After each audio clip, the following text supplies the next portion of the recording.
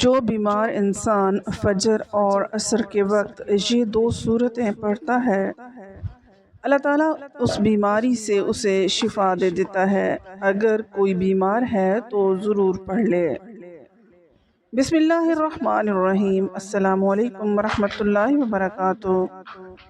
معزز ناظرین، جو بیمار انسان فجر اور عصر کے وقت یہ دو صورتیں پڑھتا ہے، اللہ تبارک و تعالیٰ اسے بیماری سے شفا عطا فرما دیتا ہے۔ ناظرین، فجر اور عصر کے اوقات نہایت مبارک اور خاص ہیں۔ یہ وہ اوقات ہیں جب اللہ کی رحمتیں اور برکتیں خصوصاً نازل ہوتی ہیں۔ فجر کے وقت اللہ تبارک و تعالیٰ کی رحمتیں اور برکتیں زمین پر اترتی ہیں۔ حضرت ابو ہریرہ رضی اللہ تعالیٰ عنہ سے روایت ہے کہ رسول اللہ صلی اللہ علیہ وآلہ وسلم نے فرمایا، جو شخص فجر اور عصر کے وقت اللہ کے ذکر میں مشغول ہوتا ہے، اللہ تبارک و تعالیٰ اسے جنت میں جگہ عطا فرماتا ہے۔ عصر کے وقت بھی اللہ کی رحمت کا دروازہ کھلتا ہے اور یہ وقت دعاؤں کی قبولیت کا خاص وقت سمجھا جاتا ہے۔ اسی وقت میں انسان کی دعائیں زیادہ قبول ہوتی ہیں۔ بس جو شخص بیمار ہو اور وہ فجر اور عصر کے اوقات میں قرآن کی یہ دو صورتیں پڑھے تو اللہ کی رحمت سے وہ بیماری سے شفا پا سکتا ہے۔ ناظرین، یہ صورتیں پڑھیں، سر سے لے کر پاؤں تک جسم کی اندرونی بیرونی ہر بیماری اللہ کے فضل و کرم سے ختم ہو جائے گی۔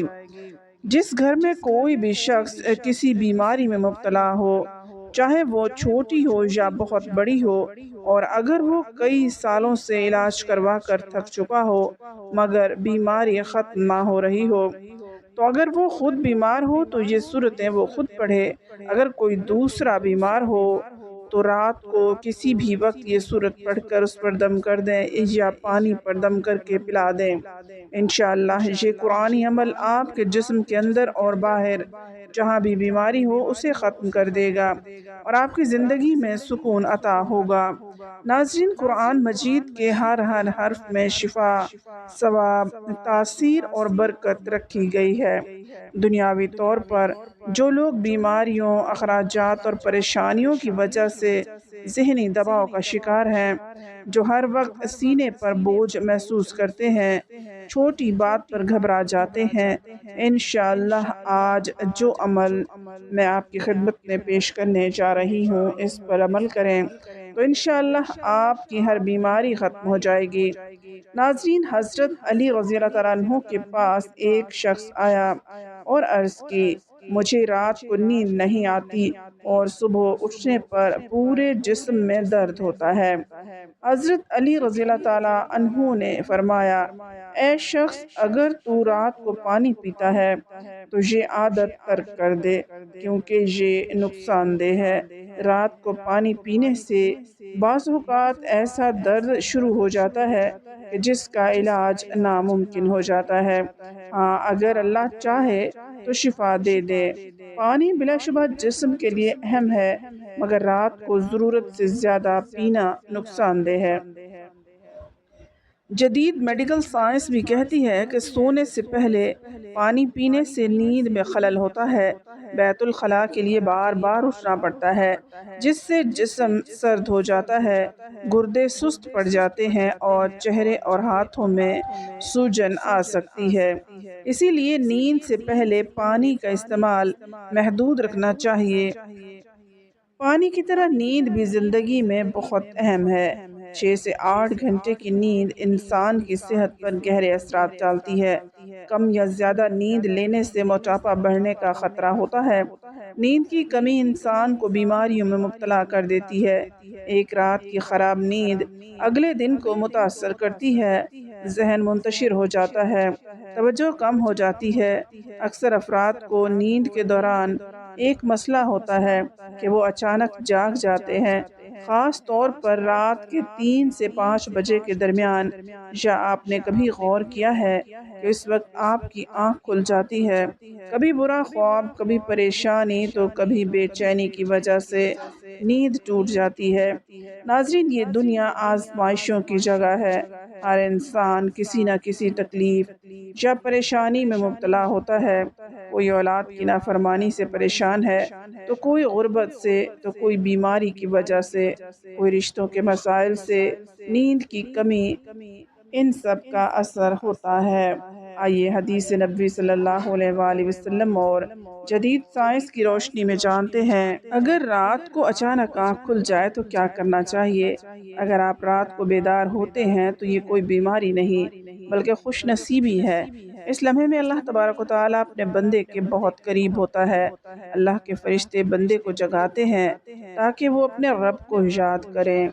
حضرت ابو ہریرہ رضی اللہ تعالیٰ عنہ سے روایت ہے کہ رسول اللہ صلی اللہ علیہ وآلہ وسلم نے فرمایا، ہمارا ہر رات آسمان دنیا پر نزول فرماتا ہے جب رات کا آخری تہائی حصہ باقی رہ جاتا ہے، اور اعلان فرماتا ہے، کون ہے جو مجھ سے دعا کرے کہ میں اس کی دعا قبول کروں؟ کون ہے جو مجھ سے مانگے میں اسے عطا کروں؟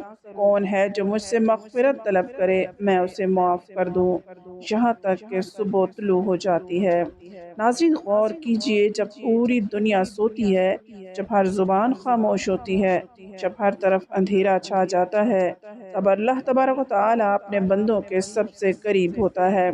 وہ رب جو دن بھر ہماری مصروفیات، غفلتوں اور خطاؤں کے باوجود ہمیں رات کے پچھلے پہر بلاتا ہے اور آواز دیتا ہے کہ ہے کوئی جو مجھ سے مانگے، ہے کوئی جو مجھ سے معافی مانگے۔ لیکن افسوس، ہم میں سے کتنے ایسے خوش نصیب ہوتے ہیں جو اس وقت جاگتے ہیں، وضو کرتے ہیں، جائے نماز پر سجدہ ریز ہوتے ہیں اور اپنے رب سے راز و نیاز کرتے ہیں۔